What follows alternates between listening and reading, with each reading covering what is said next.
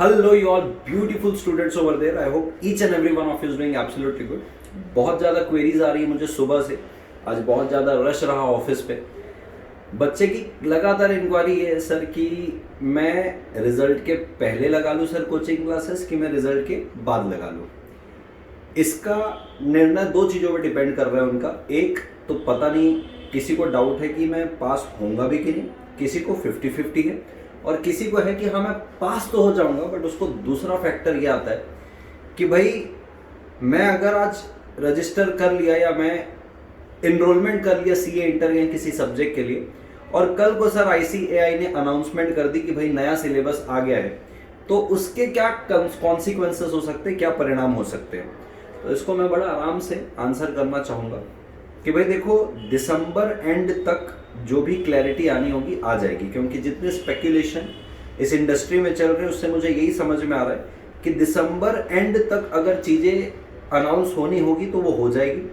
उसके बाद तो मुझे मुश्किल लग रहा है। ठीक है, मान लीजिए कि भाई अनाउंसमेंट हो भी जाती है तो इसके क्या परिणाम हो सकते हैं ये समझ के लेते हैं। अगर अनाउंसमेंट हो जाती है तो आपके जहां 8 सब्जेक्ट थे वो 6 हो जाएंगे। ग्रुप 1 में जैसा कि इंस्टीट्यूट ने अब तक प्रपोज किया लॉ, अकाउंट्स और कॉस्टिंग रहेगा।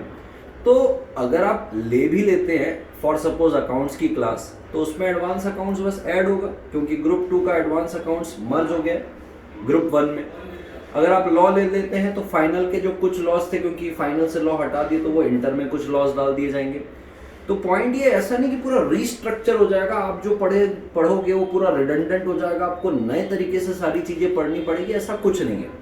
अब अगर मैं कॉस्टिंग की बात करूं तो कॉस्टिंग पहले भी था, अभी भी रहेगा, कोई इसमें ग्रुप 2 में कॉस्टिंग तो है नहीं।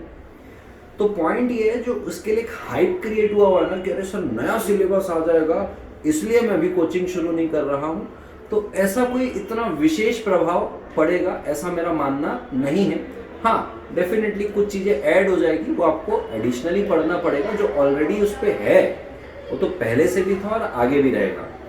तो यदि आपका निर्णय इस चीज़ पे रुका हुआ है कि मैं सेकेंड ग्रुप की इंटर की मैं क्लासेस लगाऊं कि नहीं लगाऊं, अगर इस पे आप रुके हुए हो तो ऐसी कोई बात नहीं है। आपको अगर ऐसा लग रहा है कि यार मेरा समय वेस्ट हो रहा है, मैं लगाना भी चाह रहा हूँ लेकिन इस वजह से मैं नहीं लगा रहा हूँ, तो इस वजह से ना रुकें तो ये ज़्यादा बेहतर रहेगा। नहीं तो ईमानदारी से अगर मैं बोलूँ, हमेशा से मेरा मानना यही रहा है कि असल पढ़ाई जो शुरू होती है, असल माइंडसेट जो शुरू होता है, असल अनुभव जो सीए इंटर का शुरू होता है वो हमेशा फाउंडेशन के बाद ही होता है।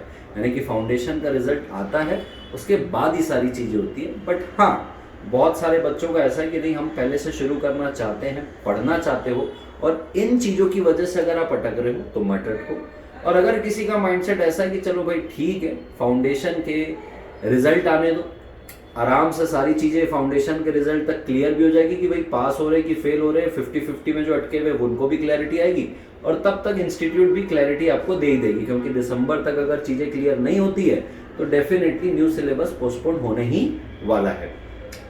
तो मैंने इन सारी चीज़ों को समझते हुए 2 बैच प्लान किए हुए हैं। एक प्री रिजल्ट बैच प्लान किया हुआ है, एक पोस्ट रिजल्ट बैच प्लान किया हुआ है। डिपेंडिंग कि स्टूडेंट क्या डिमांड कर रहे हैं उस हिसाब से मैंने बैचेस लॉन्च करनी है। नीचे आपको बेटा एक गूगल फॉर्म मिलेगा, कृपा करके उसको भरिएगा। उसमें आपको नाम, पता, शहर डालना है और आप कौन से बैच के लिए इनरोल करना चाहते हैं, प्री रिजल्ट की पोस्ट रिजल्ट, वो जरूर सेलेक्ट करिएगा। और रिमार्क्स में अगर कुछ और चीज़ डालना चाहते हो तो करिएगा। ये हमको हेल्प करेगा अपने आगे के बैच को प्लान आउट करने के लिए और आपको अच्छा सर्व करने के लिए। वीडियो थोड़ा सा हेल्पफुल लगा हो, क्लैरिटी आई हो तो प्लीज़ लाइक करिएगा, दोस्तों के साथ शेयर भी करिएगा और जाते जाते चैनल को सब्सक्राइब करिएगा। Thank you so much all of you, take care, bye bye.